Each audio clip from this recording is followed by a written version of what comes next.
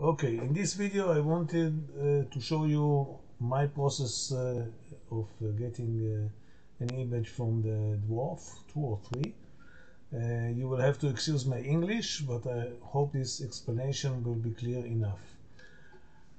This is my folder of images that were taken with the Dwarf 3.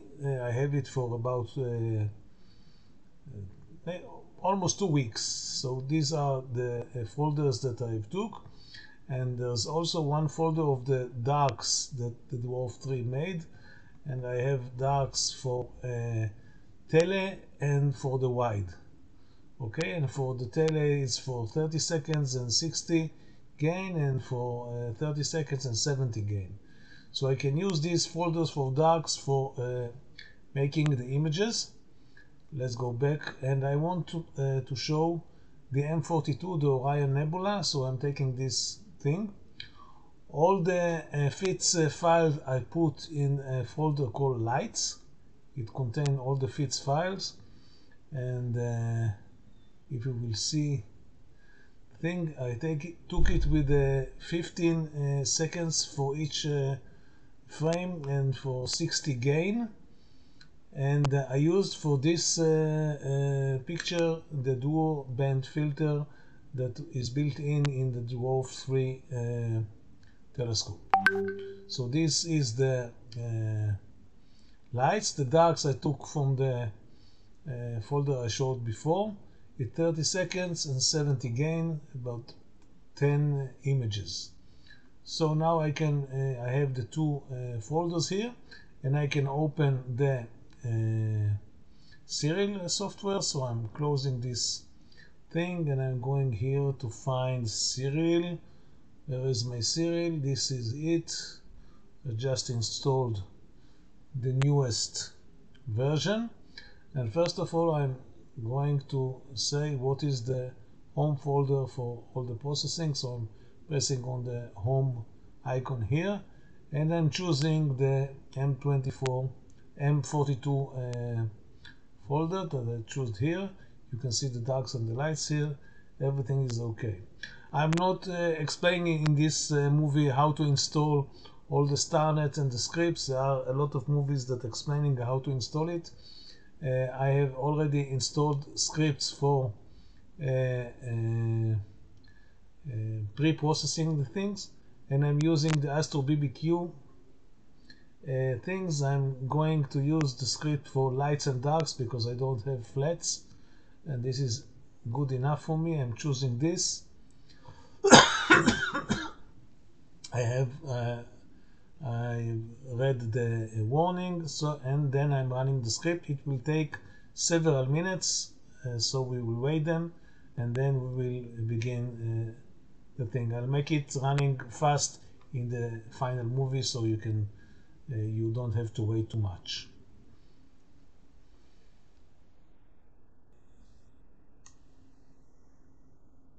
Okay, after 6 minutes and 20 seconds, the stacking ended, and now we can begin to work. So first of all, I'm opening the result image. So I'm going into open. I'm already in the folder that I've said before. And now in the first one I have the result fits, which is the result image. It's a 100 megabyte image. It's a quite heavy image, and I'm opening it. Now we don't see anything because the most of the light of the image is in a very narrow band in the histogram, and our duty now is to stretch it, but to stretch it with wise thinking to get most of the image. So first of all, to see how the image should look, not in the end but in the middle, I'm going here in the downside of the Siril to the linear, and instead of linear I'm choosing auto stretch. So now I can see everything, and it's green.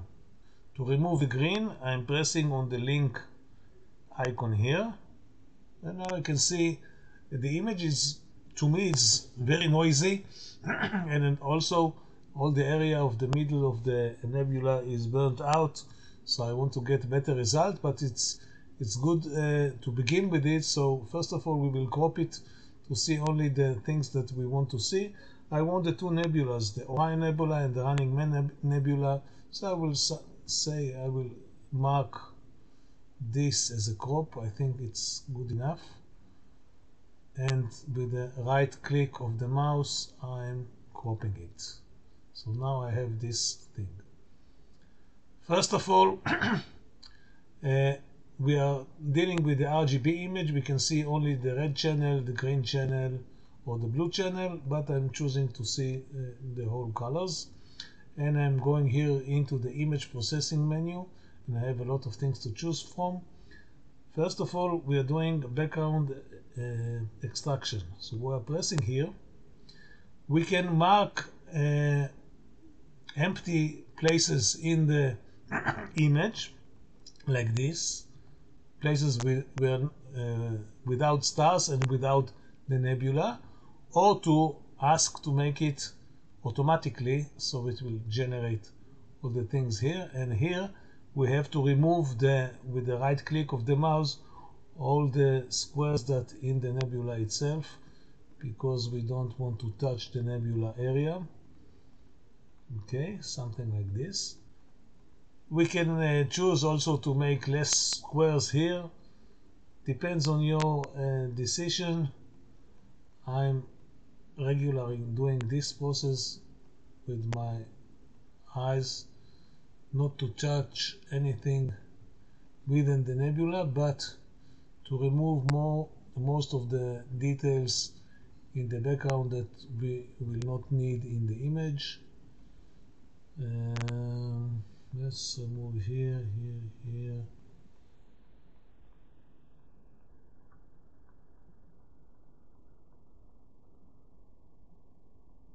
Okay.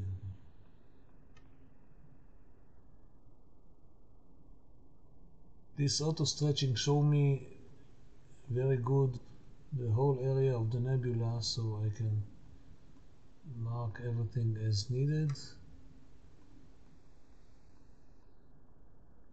I think this will be enough.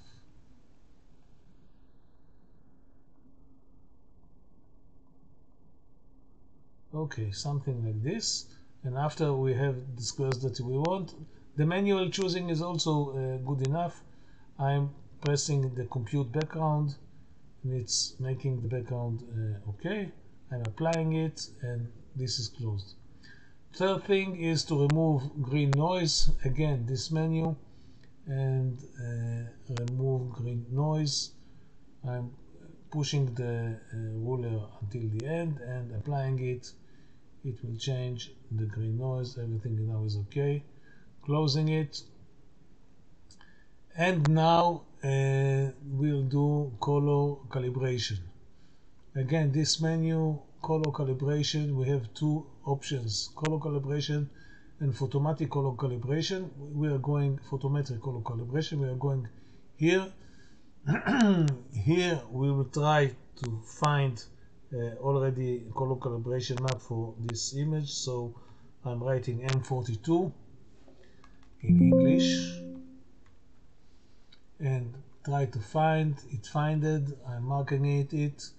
This is the focal length of the Dwarf 3. The pixel size is 1.45 as I remember, and now I'm asking it to calculate the exact colors, and it did what it did. I don't see big difference, but this is something we will have to do. Next thing is to remove the stars and then to stretch the image. So to remove the stars, I'm using the StarNet. Again, this is it's have the whole process how to install StarNet into Siril. You will find in some other videos in YouTube. It is already installed on my computer, so I'm choosing this.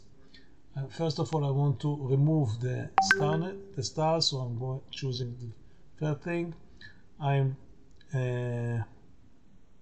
marking these two places, the pre-stretch and the generate star mask, and I'm executing it. Okay, 20 seconds, and now we don't have any stars here, only the nebulas itself and a lot of noise. Now this is the time that we will begin to stretch the image. So instead of the auto stretch, I'm going back to linear, and it's okay that I'm not seeing anything. And now I'm going to begin to stretch the image. There are several stages to stretching the image. I will begin with the async transformation. So I'm choosing this, and I'm putting the window not on the image itself, but on the side. And the stretch factor, I'm pulling it something like to the third part, and okay, it's stretched. Very nice thing. I'm trying not to exaggerate. I want to see that the stars that are in the trapezium of the nebula, you can still see them. If I make it too high, it will burn the thing. Now it's not burning, but I will make it, let's say, until to the half. This is good enough for me. And the reason that I'm using the async transformation, it's taking out the colors without burning the area of the trapezium and the heart of the nebula itself. So this is okay. If I want to do some black point, I can make it again black, but I don't want to take all the faint nebulosity here and here, so I'm not touching the black at all. I move the ruler until the middle, something like this. It's your decision how to make it, and this is now I'm going to do apply. The second thing, I will try to see if hyperbolic stretch can help me. Here we have several options. I'm beginning with the first one, and and now you can see that the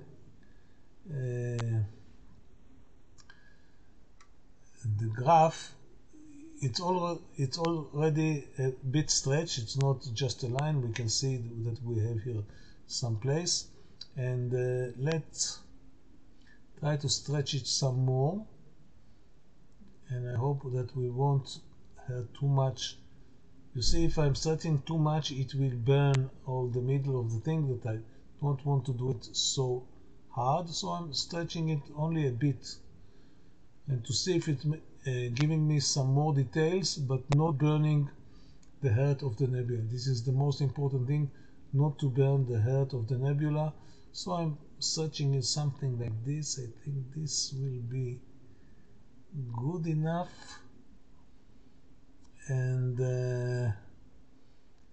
I can go to the symmetry point, but I think this will be good enough for me, so I'm applying it, and still I can see the stars in the trapezium and all the others, and the whole nebula is already stretched quite well. I'm applying it, and I'm closing this, and I'm going to the third stretching thing. Now I can have the histogram, and I have the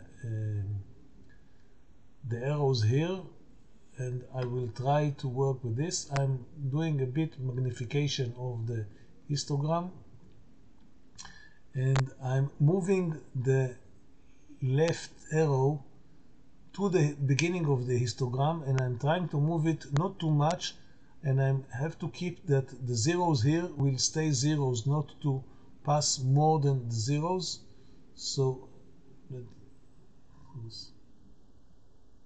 okay, you see, this is how I want to move this, and the middle one here I will move something like here. So you see I have more light. Now I'm beginning to burn too much the area here, so I'll move it back again. I think this will be okay, and I'm applying. I will make it like this again, and I'm not sure that I will do more than this. Maybe yes, let's magnify it, do another magnification. If you can make it, okay, you see, and I'm moving it a bit, the zeros disappear, and I don't want the zeros to disappear. Maybe to give more light here, but I don't want to burn the thing too much. I think this will be enough. Okay, I can see also some of the image of the running man here, but the most important for me is the stars here, that I will see still that it's not burned too much. It's a bit too much for me. Maybe I'll give it back a bit. Okay, this is enough for me. This is enough for me for the stretching. I'll do more on the third software or fourth software. Now I'm closing this and I'm exporting this image into TIFF file to remove the noise with GraXpert, and then do something with the then to reappear the stars, and then we'll do the final with Photoshop and things like this. So now I'm export this image to TIFF file, okay, and I'm saving it.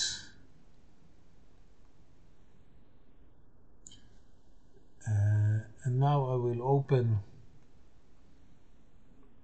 the GraXpert, this software. It's a free software. In the last version, it's using an AI to remove the noise, and can do also some other great things to the image. So I will do only noise removing. So I'm going, first of all, I'm loading the image, the right folder. It is the starless result TIFF. Okay, here we can see it only in monochrome, it's okay, but we can see the noise. And I have background extraction and the deconvolution. This is if you have stars, it's good one, but we will do only the denoising. So I'm pressing the denoising. I want full denoising, so I'm denoising the image.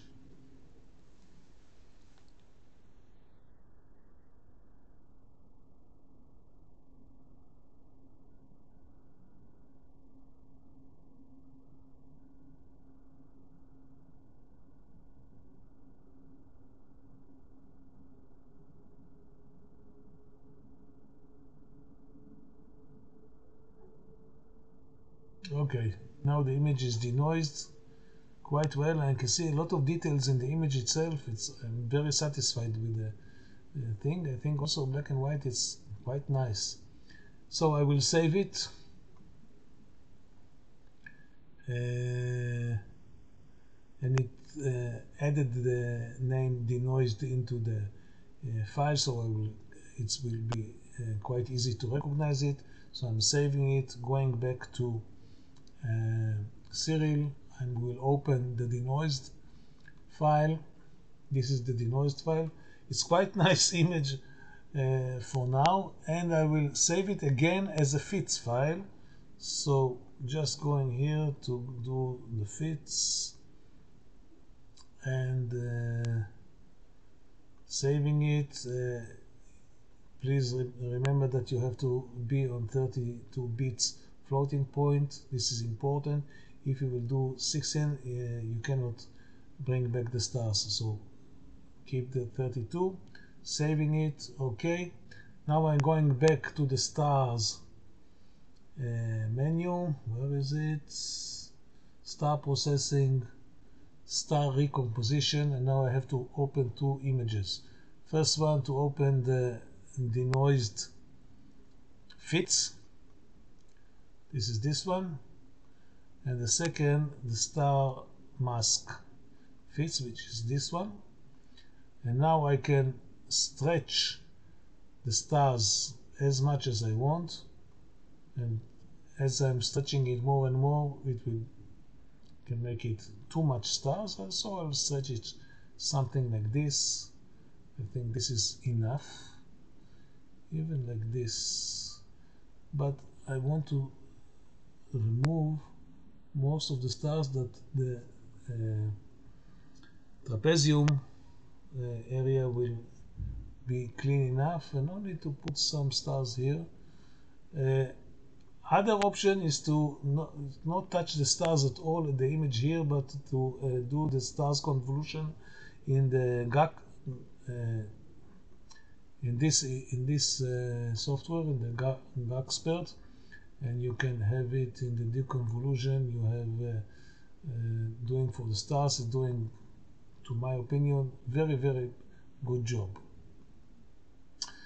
So after I've stretched the stars, everything is okay for me. So I will apply both of them and I will close. And now I can export this image into and do some work with Photoshop. I will export it as a 16-bit file, and I will save it as a TIFF file.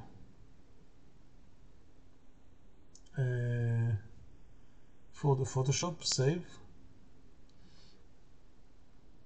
And now I will open Photoshop. This is some other files, file open. And this is the folder. And this is the TIFF file that I've saved. This is the file, and as all the others doing, I'm going into camera raw filter in the Photoshop. And now I can work the final things on this file. First of all, let's see what auto will do. So we will press here. It gave me some nice details even here on the things. Let's leave it now and go into the light and make delicate things. First of all, I'm doing less exposure. So again, I'm looking all the time into the area here to see the things. Okay, so I'm doing some less exposure, but not too less. Just something like this. I will increase the contrast to see more details everywhere. It also darken the sky, it's okay. And then all the other things, it's your decision, it's artistic decision what you want to see. I can burn it, I can so I will show you what I'm doing without explanation. This is, everyone should do it how he feels he should do it, and what interests him in the image itself, what he wants to see in the image.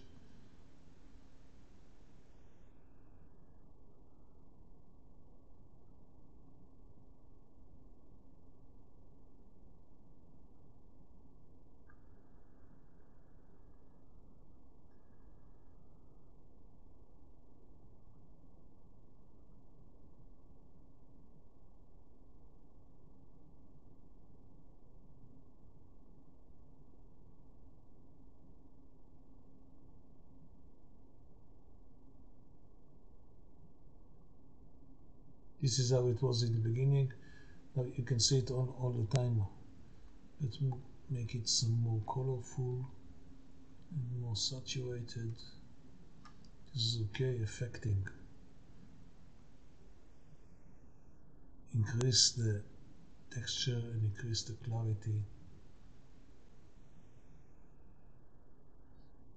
And you have to choose what you want, what is good for you. You can exaggerate, but let's make it something like this. Vignetting we don't have to do, but here curves I will do later. What we have, details. Now we already denoised the image, so we don't have to noise reduction, but we can maybe sharp a bit the image. Again, something like even to 85, which is my magic number. I think this is enough. Okay, first of all, I'm very to in my opinion it's a nice image. Now I will make another adjustment to see if I want maybe in the curves a bit in the contrast, maybe something like this. Okay, and maybe in the colors